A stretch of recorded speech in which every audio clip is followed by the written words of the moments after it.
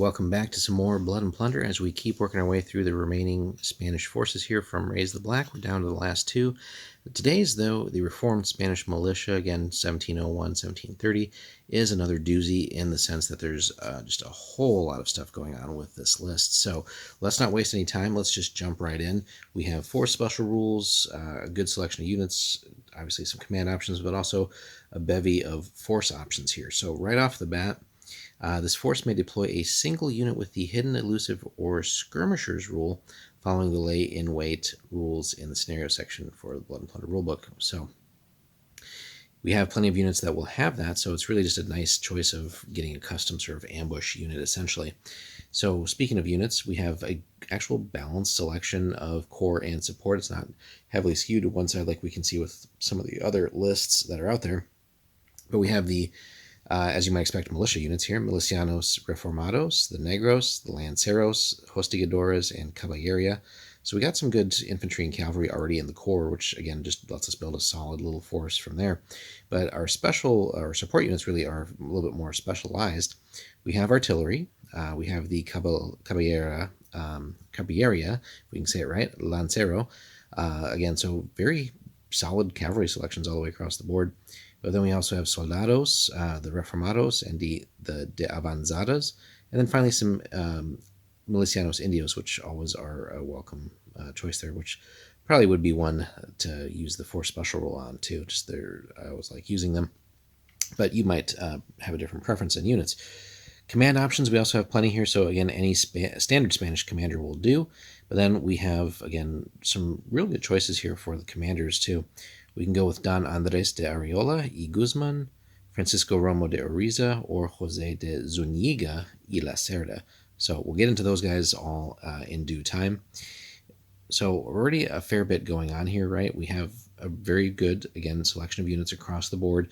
We can be competent in a lot of different things here. We have good shooting. We have cavalry to get across the board, right? We could go cavalry heavy even. We have access to artillery, and we have some of the more sneakier units with like the Indios, for example. So moving on then, though, here we go. We have 4 force options. So let's just jump right in because there's a lot that we could do and sort of custom tailor the list. So if we wanted to use the what's called cinquentaine rule, the Caballeria Lanceros units become core in the force, and at least half the units in this force must be those units.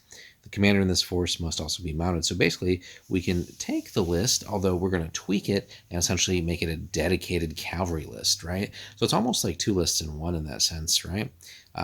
We just have to have lots and lots of cavalry, but that's going to really take what might otherwise seem, well, hey, I'm just playing Reformed Militia, but no, it's now a sort of cavalry shock force, which is pretty dang good in and of itself. But if we wanted to, we could also play up the guerrilla fighters rule, or guerrilla fighters aspect, we should say. So we can include Milicianos Indios as core, and then again, we may deploy up to half the units with the lay-in-wait rule, but only if the force contains no artillery on field carriages and no mounted units. So if we give up basically the big boomstick and then all cavalry access, we can, again, completely shift the dynamic of this force and have, if you really want to be sort of a sneaky but also just thorn in the side of your opponent, if you really can master the guerrilla fighters rules and tactics and everything, imagine having half your army just like, hey, we're hidden in wait, and just really at the outset already ruining the opponent's days with that. But wait, there's more. Far-flung outpost. All units in this force gain the tough special rule. However, when attempting to reload, all units in this force must roll 1 die for each reload action taken. On a 5-up, the reload marker is removed, otherwise the action is wasted. This force may not include actual Soldados Reformados, so we're cutting out one unit of our list up above, but also with the sort of lack of necessarily regular supply in the sense of that, with the way that the reload is situated there.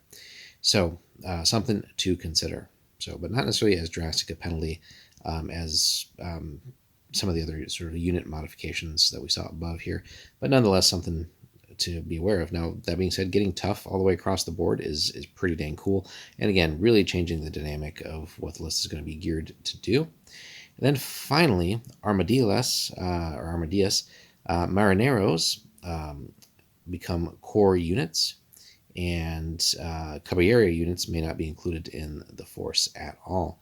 So basically, we would lose the regular caballeria and the lancero versions, and then we would actually get marineros would become core units.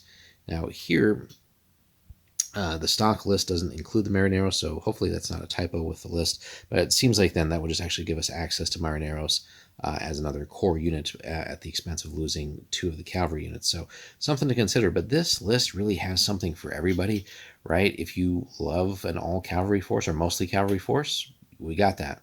You want to play the sort of sneaky ambushing tactics and have a force dedicated to that, we got you there too. You want just basically to gain a whole other hidden rule across the board. Well, we got tough for you if you want that.